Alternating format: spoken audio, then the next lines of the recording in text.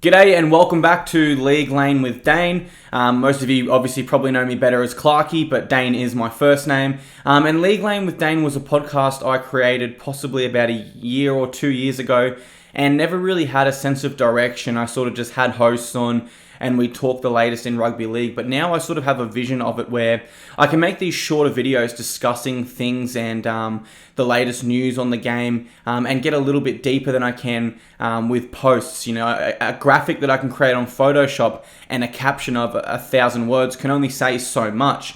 Whereas on a video, I can further and deeper, I suppose, analyze and discuss my opinions on rugby league. So thank you for clicking onto this video if you are here now. I do appreciate it. All my social medias are up there. I'm on every single one of those platforms if you'd like to follow. But let's jump straight into it today, guys. So 6 things we learned from the 2020 NRL Nines. And starting with number 1, Scott Drinkwater has cemented himself as the North Queensland Cowboys 5/8 in 2020. Now, if you're not so caught up to date here, just a little bit of backstory on Scott Drinkwater. So he came through the lower grades all the way up until I believe about under 20s as a halfback. And it was at that stage Craig Bellamy identified him as the man that could potentially replace Billy Slater one day. And then they transitioned him from halfback into a fullback, and that notion proved true. Let's not forget that at the start of last year, when Billy Slater had retired, Scott Drinkwater was in line. He was the one trialling at fullback. He was the one that was going to replace Billy Slater. Obviously, he tore his pec muscle. Jerome Hughes came in, took the opportunity, looked fantastic. It was really hard to dismiss him there. And then you had Ryan Pappenhausen in reserve grade, who looked even better.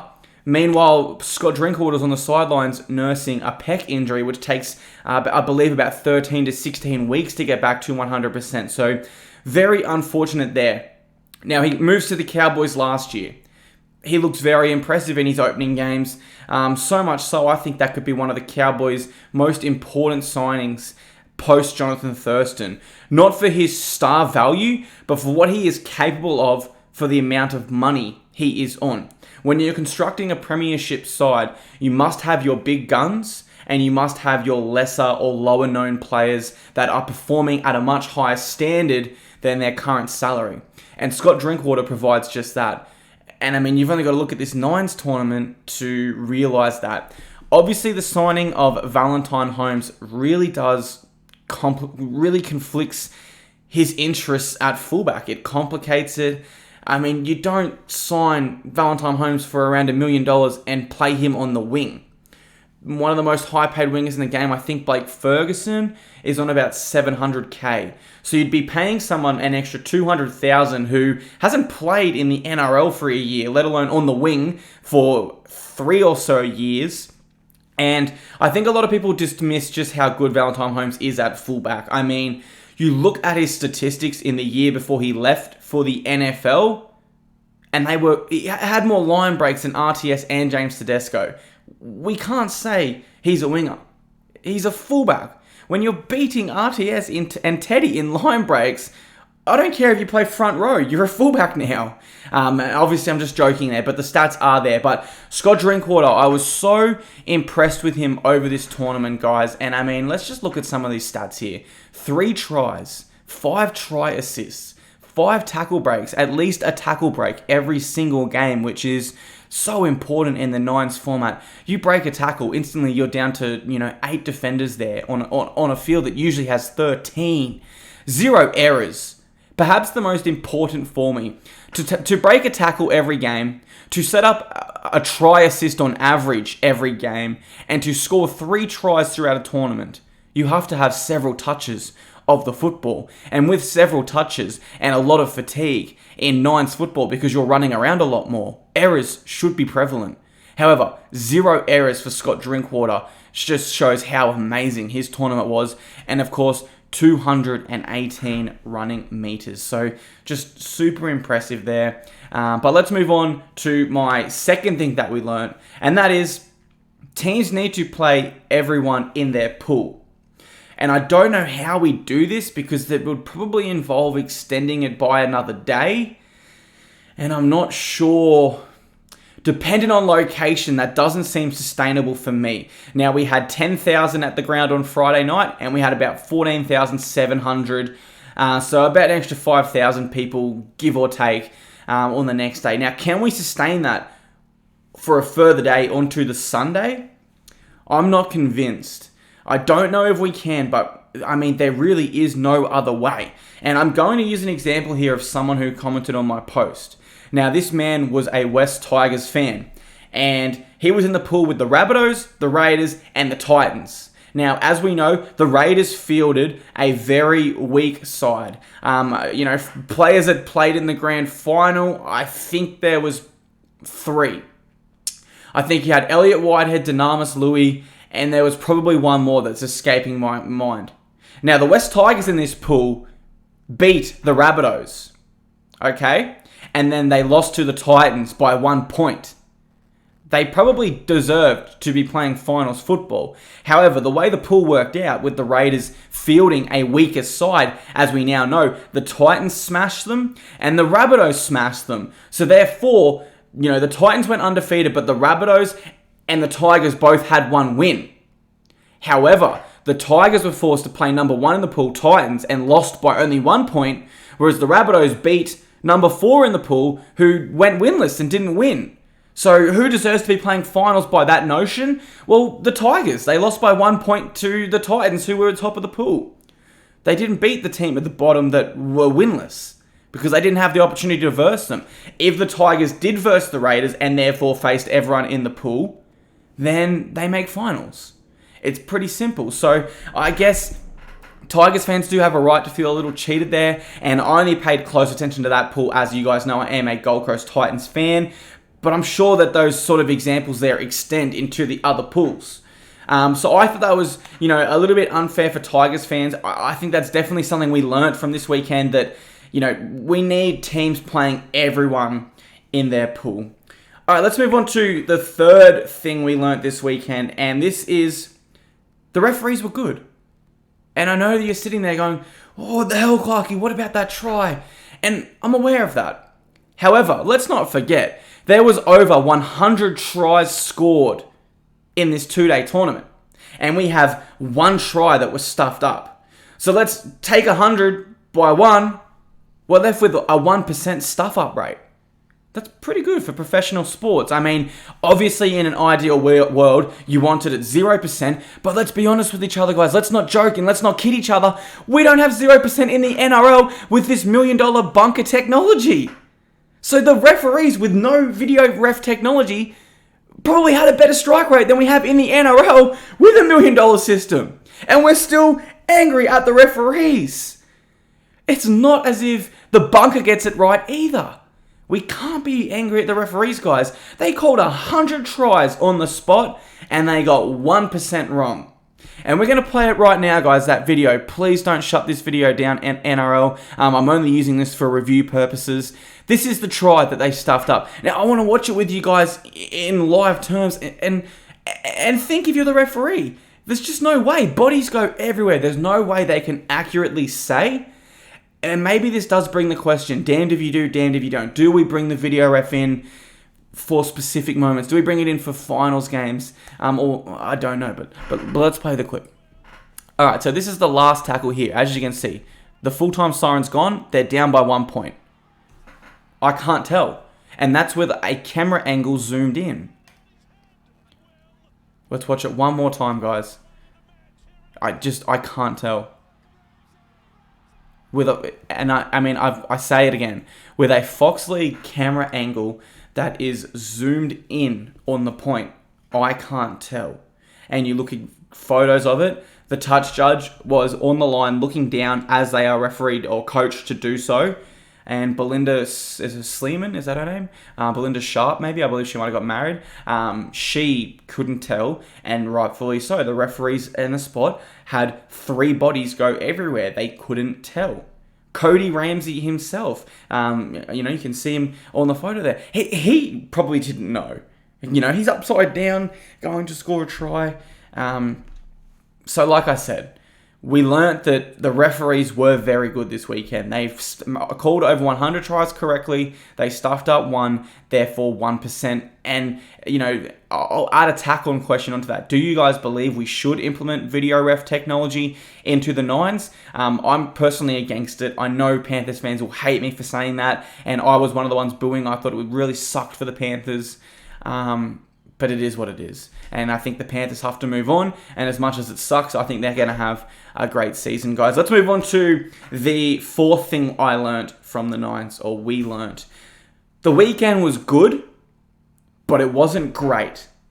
Now, the NRL has a concept and a format here that is pure excitement, that has so much potential.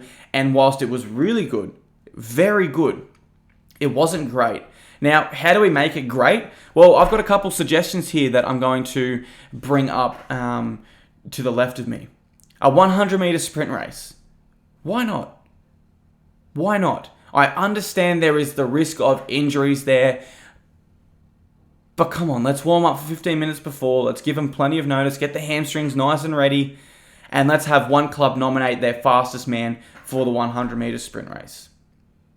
Kicking and a passing challenge. What about, trying to pass the ball into a bucket is worth a certain amount of points. Then you do the kicking. Let's have, one person again nominated from each team. I'd like to see who's got a more accurate kicking game out of Adam Reynolds and Daly Cherry Evans, for example. The 1v1 5-meter challenge. Now, I'm sure not everyone is familiar with this, so let me explain. Basically, your try lines are 5 meters apart, and the other person will pretend to pick up the ball, and as soon as they do pick up the ball, the other person must run back 5 meters, touch their defensive line, and try to touch them before the other person scores either in the corner or sidesteps them for the other corner. The Cronulla Sharks have done it at training before. It's pretty popular at like junior grounds and stuff. You'll see kids doing it on the sideline. I'd be really interested to see something like, Ryan Pappenhausen versus Valentine Holmes, Kalen Ponga versus RTS. Stuff like that would be awesome. A high ball challenge. Now, I'm not saying necessarily a bomb from a kicker, maybe even putting balls in a cannon and firing them up and having, fullbacks compete for it. I'm not so sold on this one. It sounds a little silly as I'm talking about it, but again, it's just a suggestion. And a team relay race. How about, 100 meters from one side of the field to the other, handing the baton off. Let's have 4 teams pick their 4 fastest players, and let's see who has the fastest team in rugby league, guys. So, we learnt that the Nines was awesome. It really was. I had such a great time.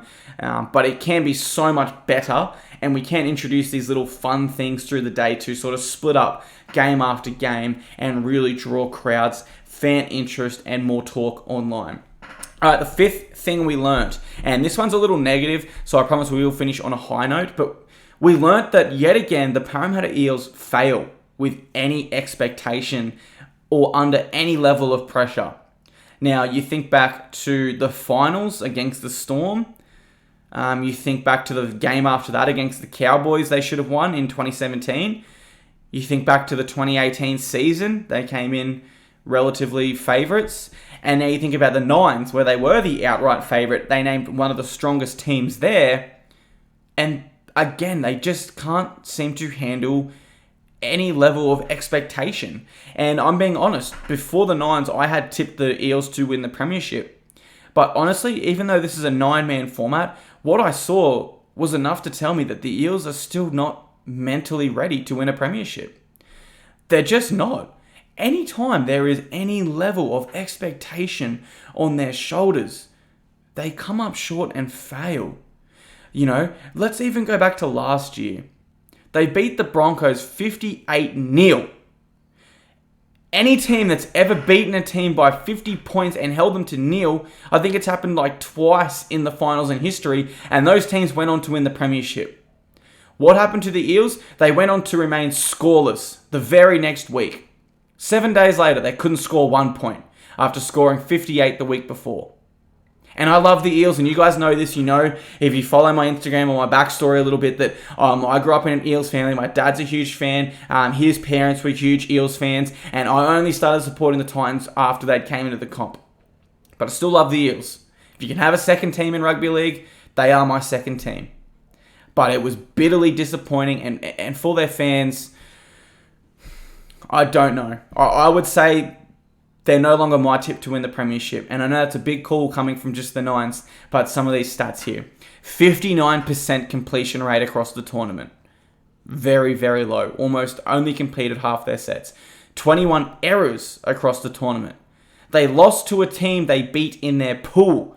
They beat the Dragons in their pool and then lost to them in the finals. Again, they can't handle the expectation. Given they'd already beaten them, they were expected to win, and they didn't.